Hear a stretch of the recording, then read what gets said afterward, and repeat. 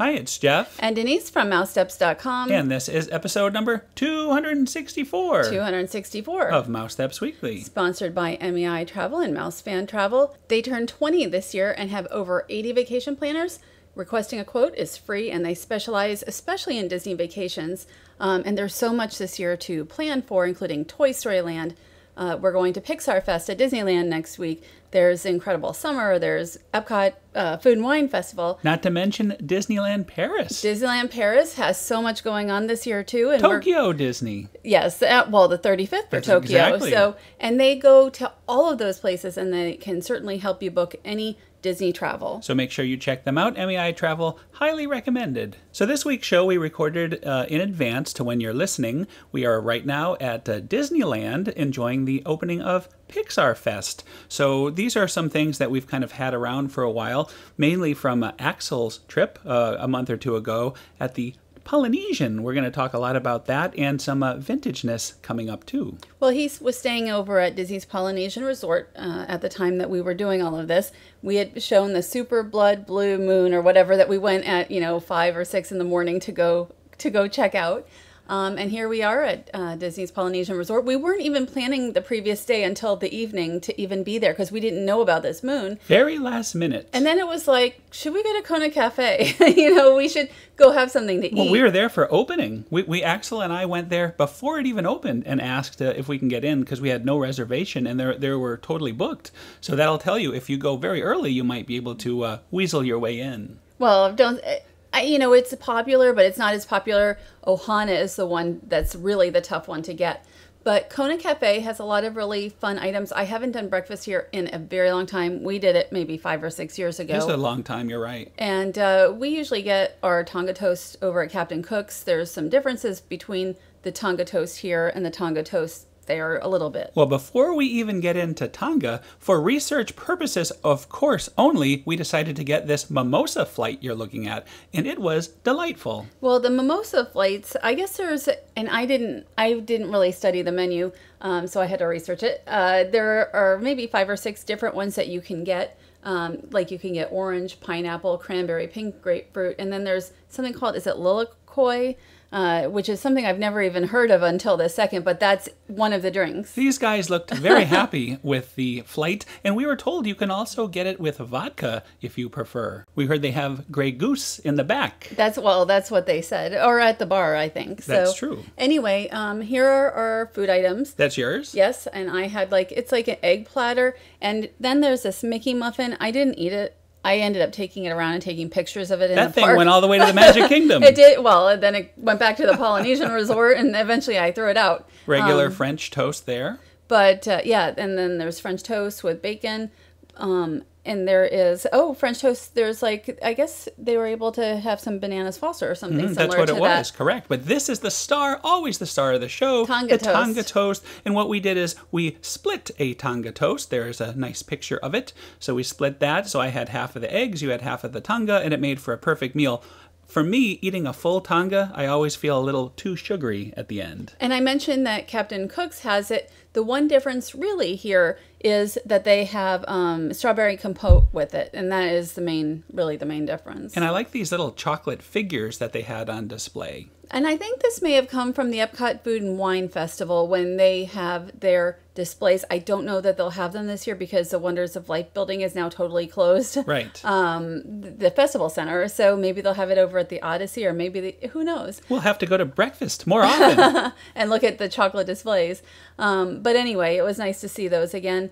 And I have no idea what she's making here. Yes, I have no idea either. And you can see the breakfast was very popular with our large group here. Everybody nice. Finished, and there's a lot of phones on the table too. So it was really, it was a really nice way to start the morning. The day before, we had no expectations to be at the Polynesian for morning, and so it was a nice surprise. And I do want to thank Curious Axel for taking the video footage. We were up so early for that blood moon, I forgot my video camera. Unheard of. So he did a nice job of getting that footage, so thank you very much, sir. That is unheard of. You never forget your camera. No. So after that, we went to the Magic Kingdom. We've already talked about that on a previous show. Now we're back at Disney's Polynesian Resort. We're going to go on a pontoon boat, But first, I'm just going to mention we ended up eating here. You had what? Pork sliders, highly recommended. Fantastic. But you have to be staying there to eat there, but it was nice. It was nice to kind of try that out. We ate a lot while Axel was here. Yes, like we Axel contributed to our bellies.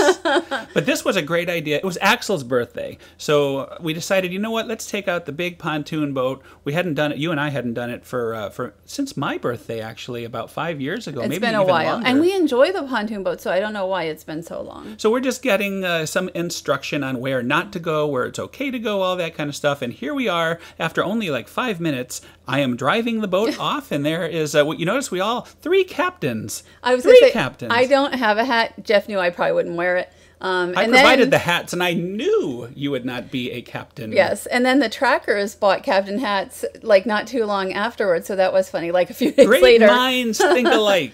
So anyway, we're off on the pontoon boat, and if you've never done one, they're really relaxing. It seems to be fairly easy to drive. I didn't drive at all this time, but you did. Oh, yeah. And Axel did. But it's just kind of allows you a really nice view, just like any watercraft at Walt Disney World that you can take out yourself, the personal watercraft. Like here, you can go over toward the Magic Kingdom, and it's wonderful. This view is wonderful. Well, I should say this is not my first rodeo on renting these boats. As a young lad, my family rented out the old bob-around boats that you've seen, the circular boats, and it actually stalled in the middle of Bay Lake with a giant ferry coming at us. Well, that's not good. I'll never forget seeing my father try to restart the engine and, the big boat bearing down, so it was very lucky that we got that thing. So that's probably one of the reasons they did away with them. Well, you never want to go in front of you have to be careful with all the ferries and stuff, but a lot more rules now. I used to, as a kid, bring out the little mini speedboats and stuff like all the time,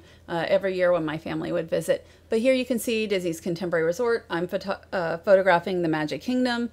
You probably remembered your video camera on this day. I fully remembered it this day, yes. So this was a different day. They stayed at the Disney's Polynesian Village Resort for probably about 5 days. We're going under the monorail.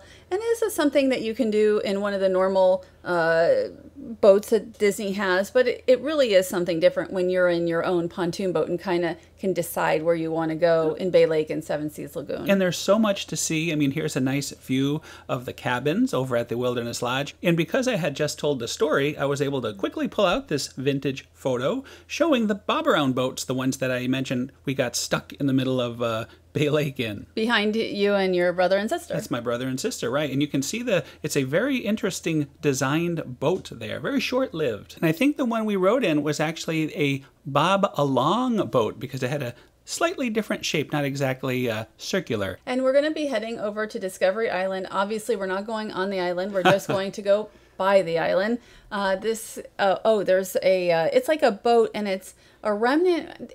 Discovery Island was going to be not only Treasure Island, but it was going to be like a Blackbeard type island as well. But that never really materialized and ended up being with birds, a bird sanctuary essentially. But anyway, that was kind of a holdover of that boat. Right. They actually had gone ahead and themed it a lot towards pirates before they decided to do the sanctuary with the birds. So you did see remnants of pirate-type things at the old Discovery Island or Treasure. It did open as Treasure Island for about 4 years, I think. And I don't remember that. I mean, I didn't go to Walt Disney World till 76 or 77, so that isn't something I saw. And there is the original entrance, and I'm going to show a picture of what it looked like back in its heyday. And there it is. You could see the grass. Everything was very nice, and it was beautiful sandy beaches and everything. It was really a gorgeous, fun place to go, and I have great memories of going through there. They had big giant turtles, all kinds of animals. It was a really relaxing place, but I think when they opened Animal Kingdom,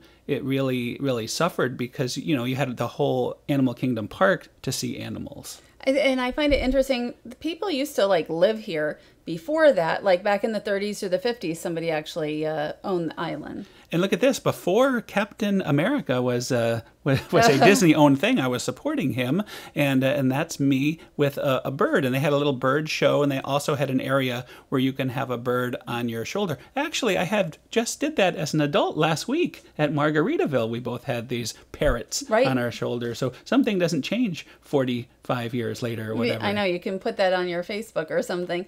But anyway, Discovery Island was originally known as Raz Island, but it went through some changes as far as names and ownership, and then Disney eventually did buy it. I think you have the information on when it exactly closed. Right, it closed on April 8th, 1999, which is before the first anniversary of Disney's Animal Kingdom Park, and then a lot of the birds and such went over there. So now we're going to talk about another closed and classic attraction. This is Disney's River Country. Some call it the first water park. And it's interesting, you had two closed attractions right across from each other. Right. Disney's River Country was Disney's certainly first water park before Typhoon Lagoon, and then eventually Blizzard Beach opened. And this opened on June 20th, 1976, and closed in November 2001. And it had like a man-made lagoon. I didn't really go here. Some of my family did, but I'm not really as much a water park person. Well, I fully went there. I have so many memories of all the different things, the water slide. What I liked most as a kid is it was the first time you were able to do a tube type ride through the rapids. And it was nice it was just the black tractor trailer truck tube. It actually even had the stem, so if you didn't do it correctly, you could get the stem in your back. I remember hurting my back because you had put the tire. It was a real tire tube. So eventually they got the custom made ones, but and there is a picture of River Country in its heyday. You could see the lagoon, people swimming, and there is a water slide where there were only two water slides, and they both ended up in the man-made water section. Now there was another pool, a normal pool, and they had drop slides where you were able to go down and just kind of fall into the air. And there is me going around the one of the first ever slides, and you can see in the background sort of where we were with the boat, driving the boat there. They had a little place where they closed it off. And by man-made, it's like the same water as Bay Lake. And you said something to me about there were fish in it. There were actually fish. Yeah, little fish managed to get through that somehow. So it was a very interesting place. Speaking of interesting, though, here is the, I guess they call it the shoe tree. Well, I guess it used to be where if somebody retired from Walt Disney World, they would like throw their shoes up there. But now I think it's boat captains or something, like if you're driving the boats that you get to throw your shoes up there. And you had three captains. The three of us could have ended up with no shoes but you didn't, at the end of this. We should have thought about that. No. That's true. That's true. Good point. We did not retire. And how are you going to get home without shoes? Very, very good point. So anyway, here is Axel, and you can see behind him the Magic Kingdom and Space Mountain. And again, the nice thing about these boats is that really, within reason, you can kind of go where you want. So one more little historic thing that Axel wanted to see was the Disney's Polynesian Village the wave machine. Right. The wave machine was only here really used for a very, very short period of time, and maybe even before the official grand opening ceremonies and stuff. It was part of the time it was used. It was for like surfing and such. Like people could surf here for a very short period of time. Dick Nunes wanted, I guess you want it to be more like where you can go to the beach and go surfing. Well, apparently it worked too well, and it eroded the beach, the sand, so they had to turn it off, and you could still see little remnants. And this is the most perilous part of the whole time. It is Axel's attempt to dock the boat, just like in the Jungle Cruise. But the nice thing is, if you hit something a little bit, I don't want to say, and I mean a little bit, it's it looks worse than it was. But, it's sort of like the bumper boat or something. So we're going to skip over Axel and my 4-hour stay in Trader Sam's and go right to the big birthday dinner at Ohana. Right, and it was Axel's birthday, and so we went to Ohana, and this is actually one of my favorite parts, and it's like a pineapple bread. Oh boy, so good. And I hate to say it's one of my favorite parts because it's the first thing you get, and you haven't even gotten anywhere near the meat yet. And then we had, is this Kaleo? Yeah, I think so. I'm trying to see his name tag and see if he is back. Did I miss him when I was there? I don't think I missed him. Well, he was serenading you as you walked into the restaurant. So, and there is where they cook some of this yumminess. Yes. And so anyway, here is the pineapple bread, which is a very nice start to the meal. And then you can order like the lapu lapu here or a number of items. And also, there's a few of these items are on the Tambu Lounge menu, including the bread pudding we're going to show. So if you decide you don't want to come here because it's about $45 per person, there's still a few things you can get Oh, well, not to mention there. it's hard to get in. It Axel can be. had to make this reservation like 6 months in advance. Mm-hmm. So anyway, you got salads and dumplings and vegetables and noodles. There's so many different items here, and then you can get more of any of it. The honey coriander wings is what we're looking at here. Oh boy, they are so good. I could just have this, and that could be the whole meal. I could probably just have the bread and noodles, and I'd be fine because I like carbohydrates a lot. I actually like the vegetables as well quite a bit. So, but anyway, this is sort of the appetizer plate. Appetizer. But you don't want to eat too much of this if you're looking to have the meat. Right. So, and by meat, I mean, obviously, the coriander wings are meat too. But this is the big stuff here we're talking about, these giant skewers. And if you don't tell them to stop, they will just keep piling it on. And before you know it, you're going to have a giant plate overflowing with meaty goodness. They have, it's not like going to Fogo or anything where you have like 20 different meats, but there's a few different meats and they're all very good. They have skewers of, it's now sweet and sour chicken. And then there's oak grilled shrimp, and then steak. So, like, of all that, I just eat the steak, and the steak here is very good. Oh, boy, so good. Yeah, there you're getting a good look at it right now. But once I get past the bread, and I really like the salad here, then I'm almost done. So then it's like, I'll still have some meat, though. And here's that shrimp, and it's nice and hot. Very, very hot shrimp. So, well, if you get it at the right time. But we had impeccable, phenomenal service. It was really good service. And we had great service for the couple weeks he was here at all the restaurants we went to. But the salad, it used to be a different dressing. And I'm trying to think if it was like a lime dressing, but now it's like a lilikoi I don't even know if I'm saying that right. I tried to find out online. I couldn't. Oh, here's the dessert. Oh, this is the Ohana bread pudding. Again, you can find this in the evenings at the Tambu Lounge in a single portion size for like $5 is what I saw online. And we need to do that. But this is really one of the most popular desserts at a table restaurant, service restaurant at Walt Disney World. And you get the bananas Foster, and then you also have the ice cream. And it is just like one of the most perfect desserts. And well, it's not easy though to save room for that. No, really, because there's just so much great food to eat. So that's the challenge, is saving room for the great payoff. Now we're going to talk. We're going to do a vintage segment, Return of the Vintage segment, and we're setting it up here at Les Chefs de France here at Epcot. I feel like I already did a vintage segment. Like well, we yes, talked about we all have the talked different a little items. bit, but this was, and when we say vintage, we're only going back about 8 or 9 years. Why don't you set us up? We're about to see Remy. We are at Chefs de France at Epcot. And they used to bring around the little Remy to the tables. And we were just talking about this, and I posted about it recently. And it really was so cute. This was part of the Living Character Initiative. And it was only supposed to be here, I think, for a very short period of time. And they kept extending it. Eventually, he was here for about 4 years until 2013. And it was really fun to see him.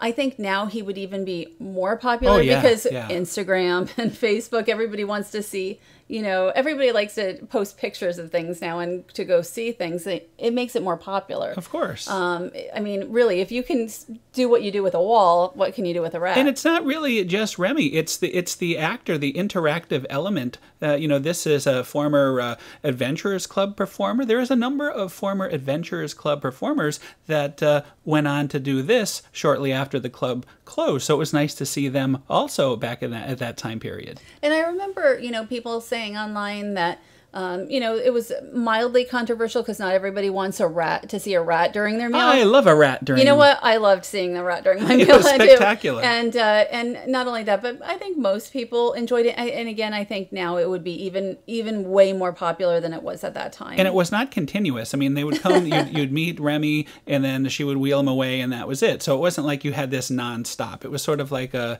character. It was very much like a character meal, and they didn't charge extra at the time. And I think that would be different if it happened now as well. And there he was also from the Adventurers Club, but this was almost 10 years ago. So because of that, it isn't like everybody knew this was going to happen. You sit down for a nice meal and all of a sudden Remy's coming to your table.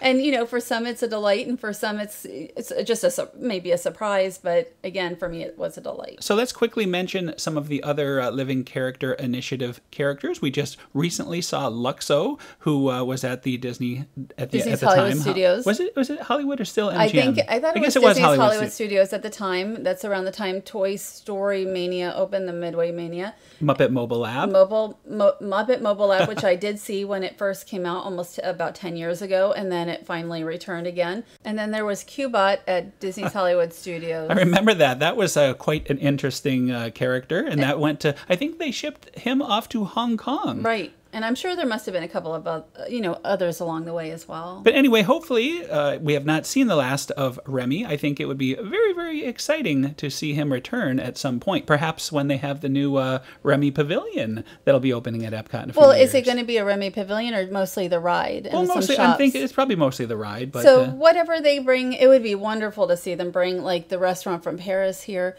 You just never know what they'll end up doing, but mostly we just know about the ride.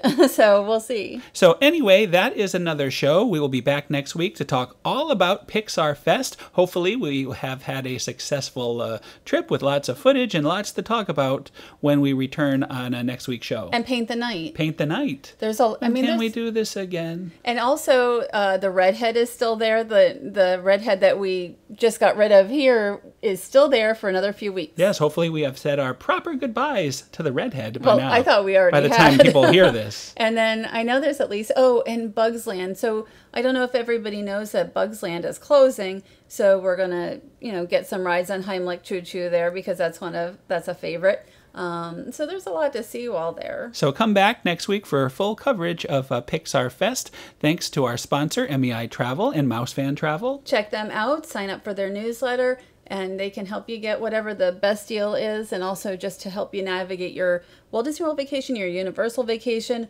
or if you're looking to go someplace else. Yes, worldwide assistance, highly recommended. Anyway, we already said next week we're going to have very much coverage on the Disneyland Pixar Fest, and I'm sure we'll come up with some more things to talk about as soon as we get back. I think that will be a lot. It will be. I'm sure it will be a lot. Well, we have a lot coming up, actually.